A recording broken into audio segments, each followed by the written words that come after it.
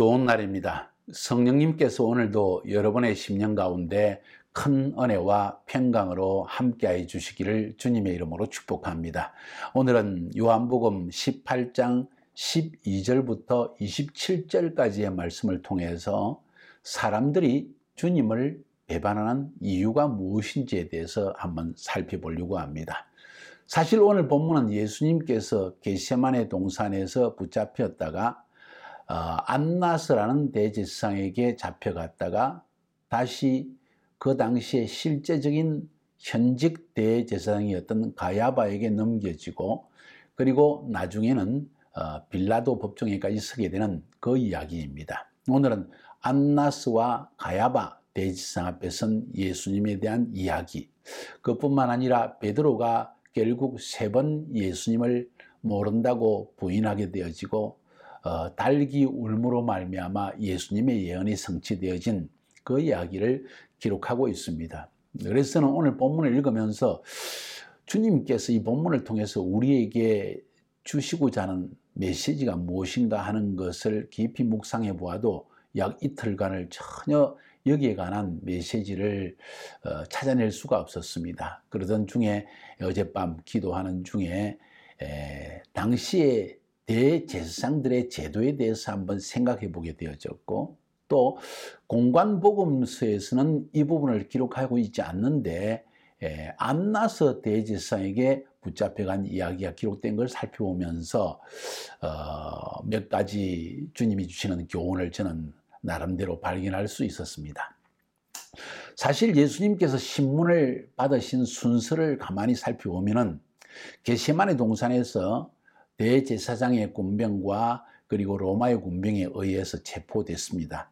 체포되고 가장 먼저 간 곳이 당시의 실권자인 안나스라는 사람 앞에 끌려갑니다. 그도 역시 대제사장으로 칭해졌습니다. 이유는 이렇습니다. 유대교에 있어서 대제사장은 종신 직분이었습니다. 그래서 안나스는 원래 대제사장이었는데 로마에서 가만히 보니까 이 대제사장이라는 사람이 백성들의 마음을 움직이는, 실제적으로 이 유대 민족의 정신적 지주이고, 만약 이 사람이 이 종신형으로 있게 될 경우에, 그리고 그가 로마를 배반할 경우에 큰 일이 발생할 수 있는 것을 알았기 때문에 로마 제국에서 유대인들의 대제사장 제도를 바꿨습니다. 종신제가 아니라 1년제로 바꾼 것이죠. 그래서 사실 안나스는 AD 6년부터 15년까지 대제사장으로 집권을 했는데, 로마 제국에서 이 대제사장 제도를 바꿈으로 말미암아 안나스 다음에 다른 사람들이 대제사장이 되기 시작했습니다. 그런데 안나스에게 5 아들이 있었는데 그 5 아들이 차례대로 대제사장직을 보내게 됩니다. 사실 성경적으로 보면 대제사장 집은 아론의 집안에서 나오게 돼 있고, 안나스가 아론의 집안 사람이었기 때문에 결국 그 집안에서 나올 수밖에 없는 것이죠. 심지어는 이 5 아들이 대제사장을 차례대로 하고 난 뒤에도 그의 사위였던 가야바, 오늘 본문에 나오는 이 가야바까지도 대제사장을 지내면서 결국은 이 유대 민족의 정신적 지주로서 역할을 한 것이죠. 그러나 비록 가야바가 대제사장이었지만은 실권자는 안나스였다는 걸 알 수가 있습니다.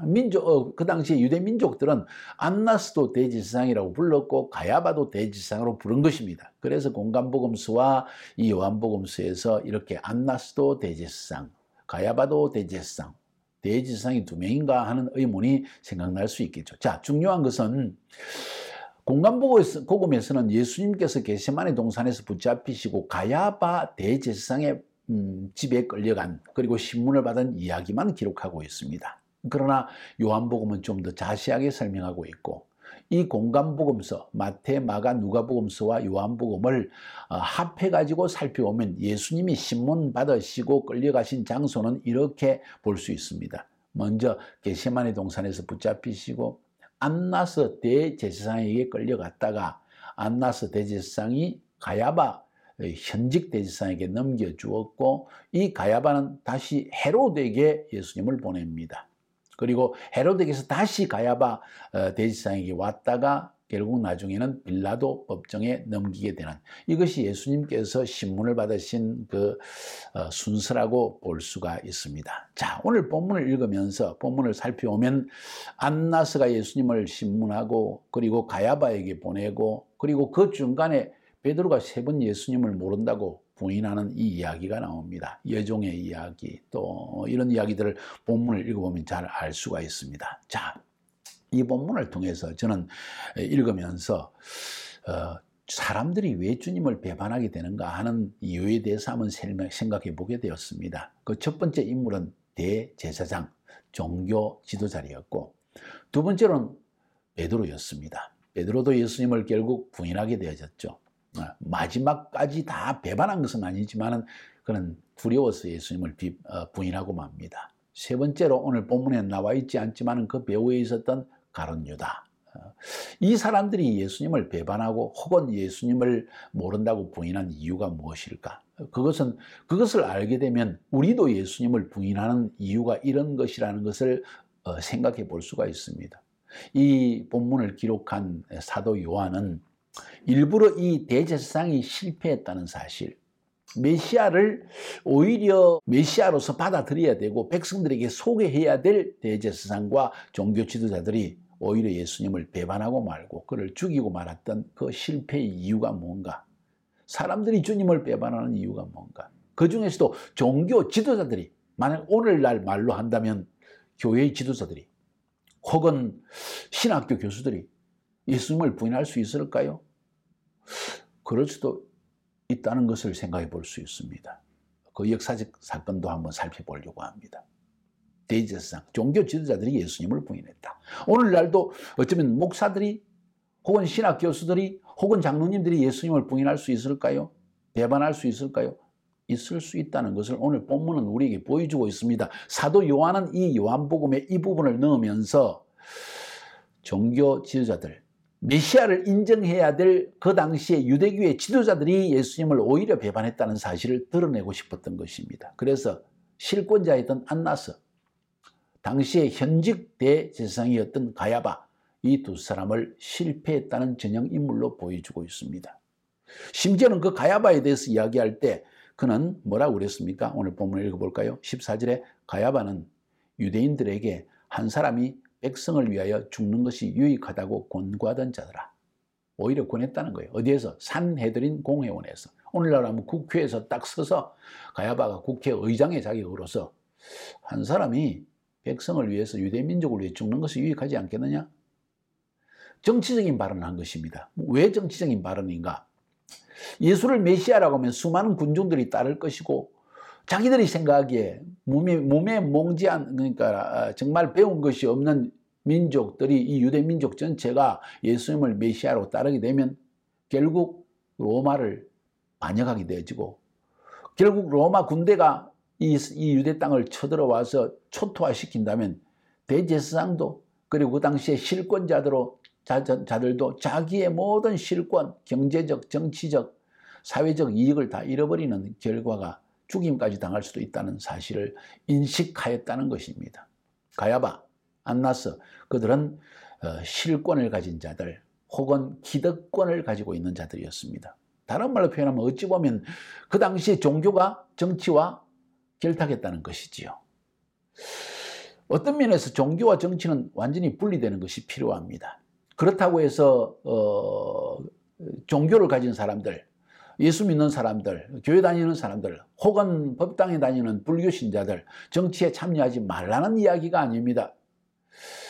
중요한 것은 이것이 결탁되어질 때, 종교와 정치가 결탁되어질 때 그것은 기득권의 문제가 되어지고 결국 자기의 기득권을 잃어버리지 않기 위해서 자기 유익을 위해서 행동하다 보면 결국 하나님을 배반하고 메시아를 배반하고 주님을 배반하는 일까지 일어날 수 있다는 것을 오늘 본문은 우리에게 여실히 보여주고 있는 것입니다.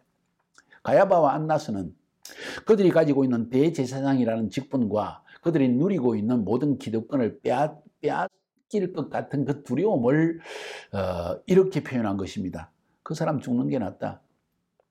우리 백성을 위해 죽는 게 낫다. 실제로는 그들의 기득권을 잃기 싫어했던 것이죠. 어찌 보면 정말 이 정치적으로 쳐다볼 때 예수가 메시아라고 나타남으로 말미암아 로마에 대항하게 되어지고 로마 군대가 쳐들어와서 이스라엘 땅을 초토화시키면 자기들도 기득권을 잃을 뿐만 아니라 민족에게도 참으로 고난이 닥칠 수 있다는 것을 알기 때문에 민족주의적 입장에서 그렇게 결정했을 수도 있을 것입니다. 그러나 불행하게도 그들은 하나님께서 보내신 메시아를 보는 영적인 눈이 없었다는 것입니다. 말씀을 통하여서 선지자를 통하여서 하나님께서 말씀하신 메시아가 왔음에도 불구하고 그들은 현실적인 정치 이익 혹은 민족주의적 이익 이것 때문에 메시아를 죽이고 말았던 것입니다.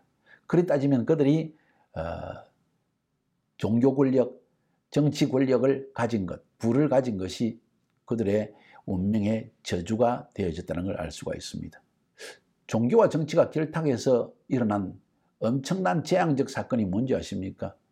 히틀러 시대 독일에서 유대인을 학살하려고 할 때 유대인 학살에 가장 큰 기여를 한 사람들은 독일의 신학자들이었습니다. 가톨릭, 개신교 신학자 할 것 없이 대부분의 유력한 신학자들은 모두 유대인들은 우리의 구주 되신 예수님을 십자가에 못 박은 악한 민족들이다. 하나님 앞에서 그들은 실패한 민족이다. 그들은 죽어 마땅한 존재들이다. 이렇게 해서 반유대주의를 일으켰고 유대인 600만 명을 가스실에 넣어서 학살하는 가장 신학적 이론을 제공한 자들이 바로 가톨릭과 개신교의 독일 신학자들이었다는 것입니다. 이것이 바로 정치와 종교가 결탁했을 때 일어나는 엄청난 하나님을 대적하는 구체적인 예일 것입니다. 결국 그 뒤에 역사의 심판을 그들은 받게 되어졌습니다. 물론 그 안에서도 본 회포와 같이 감옥에 갇히는 가운데서도 이 독일 신학자들의 잘못과 독일의 모든 목회자들의 침묵에 대해서 강력하게 발언함으로 말미암아 죽임을 당하기도 했지만은 이런 위대한 목회자도 있는 반면에 결국 정치와 종교가 결탁되어졌을 때 이런 하나님을 대적하는 악행이 일어났다는 것을 성경은 보여주고 있습니다. 두 번째로는 베드로의 실패입니다. 베드로는 왜 실패했을까요? 죽기까지 주님을 따르겠다고 약속하지 않았습니까? 물론 예수님께서 그래? 네가 그러겠지만은 사실은 사단이 너를 밀가부르듯이 까부르해서 너를 넘어지게 하려고 한다. 그러나 돌이킨 후에는 제자들을 굳게 하라. 이렇게 말씀하심으로 말미암아 베드로가 넘어질 것을 미리 아셨습니다. 앞에서도 가룟 유다와 베드로의 차이점은 베드로는 3번 주님을 부인했고 가룟 유다는 예수님을 팔았습니다. 비슷한 사건입니다. 그럼에도 불구하고 가룟 유다는 회개하지 아니하므로 자살하여 죽음을 택했고 베드로는 회개함으로 주님 앞에 다시 쓰임받게 했다는 사실이 큰 차이점이죠. 자, 중요한 것은 오늘 본문에서 베드로가 왜 3번이나 예수님을 부인하게 되었을까요? 대지상 집안에 있는 여종의 말에 나는 주님을 몰라. 너 주님의 제자잖아. 아니야, 나 몰라. 이렇게 3번씩이나 부인하게 된 이유는 자신의 삶에 다가올 고난에 대한 두려움 때문이었죠. 붙잡히면 어떡할까? 예수님처럼 채찍에 맞고 신문을 받으면 어떻게 할까? 대지상 무리들이 예수님을 죽이기로 결단했다는 것을 우리는 들었는데 나도 죽이면 어떡할까 하는 두려움. 이 땅에서 나의 목숨을 구하려고 하다가 하늘의 미랄로처럼 썩어져야만이 많은 열매를 맺는다고 했는데 이 땅에서 죽는 것을 두려워해서 결국은 주님을 3번이나 배반하고 말았다는 사실을 보여주고 있습니다. 제자들의 연약함을 주님은 이미 알고 계셨기 때문에 그 연약함 가운데에서도 베드로가 회개할 것을 아시고 주님은 오히려 베드로를 나중에 찾아가셔서 그에게 내 양을 치라, 내 양을 먹이라 하면서 사역을 다시 맡겨주신 것을 볼 수가 있습니다. 이스라엘의 성지순례를 가보면 그 교회, 그러니까 예수님에게 다시 그 사역을 수여하는 그런 모습을 보여주는 동상도 있죠. 꼭 한번 이스라엘을 가보시기 바랍니다. 자, 중요한 것은 베드로의 예수님을 부인한 근본 이유, 두려움이었습니다. 대제사장들이 예수님을 십자가에 못 박은 이유, 그것도 두려움이었습니다. 기득권을 빼앗길 것 같은 두려움. 베드로는 자신의 삶의 고난과 혹시 죽임을 당할까 하는 두려움, 결국 그것 때문에 예수님을 부인하고 말았다는 것입니다. 가룟 유다는 무엇 때문에 예수님을 부인했을까요? 물질에 대한 욕망 때문이었다고 했습니다. 돈을 맡은 자라고 했습니다. 그는 도적이라고 또 성경은 표현하고 있습니다. 뿐만 아니라 어쩌면 그는 이로 말미암아 예수님이 메시아라고 생각하고 따랐는데 다윗과 같이 메시아 왕국을 회복할 줄 알았고, 그랬으면 아마 자기도 그 자리에서 한 자리 하기를 원했는데 자꾸 예수님이 죽는다고 말씀하시고 하는 이야기를 들으면서 예수님에 대해서 매우 실망해서 예수님을 팔아먹었을 것이다. 그러니까 자신의 세상적 야망을 성취해 줄 뿐이 아니라는 사실을 가룟 유다가 알았을 때 결국 예수님을 십자가에 못 박는데 넘겨준 것이죠. 명예욕, 물질욕, 세상적 야망, 이런 것 때문에 주님을 부인한 구체적인 예가 되는 것입니다. 그래서 오늘 본문을 읽으면서 저는 사람들이 예수님을 부인하는, 배반하는 이유가 뭔가? 기득권을 잃어버릴까 하는 두려움. 내가 예수 믿는다는 사실이 밝혀졌을 때 내 본 재산을 빼앗기고 내가 직장에서 쫓겨나고 하는 어려움을, 두려움, 그런 것에 대한 두려움. 혹은 베드로처럼 어쩌면 내가 예수 믿는 것 때문에 핍박을 받고 가족과 친척에게 버림을 당하고, 혹은 내가 사회 가운데서도 혹시 버림을 당하고, 어쩌면 예수 믿는 것 때문에 나중에는 감옥에 갇히는 일도 있을까 봐 결국 사실 이란이라든가 사우디아라비아라든가 다른 나라에서는 그런 일들이 비일비재하지 않습니까? 그 두려움 때문에. 그것이 결국 예수님 시대에 베드로에게만 있었던 두려움이 아니라 오늘날 실제적으로 핍박당하는 나라들 가운데, 민족들 가운데 일어난 똑같은 두려움이라고 볼 수가 있습니다. 그래서 예수님을 부인하게 되는 것이죠. 가룟 유다와 같이 자기의 물질욕 때문에 거짓말을 하면서 결국 자신의 야망을 채워줄 뿐이 예수가 아니라는 사실을 깨닫게 될 때도 주님을 배반하게 되는 경우를 보게 됩니다. 우리는 그런 카테고리에 속하지 않는다고 장담할 수 있을까요? 많은 기도가 필요하다고 생각합니다. 만약 기득권자라면 내가 담임 목사이고 장로님이고 혹은 권사님이고 혹은 신학교 교수이고 이랬을 때 나의 이 기득권을 잃어버리지 않기 위해서, 사람들의 귀를 즐겁게 하기 위해서 성경을 잘못 풀이하는 경우는 없을 것인가?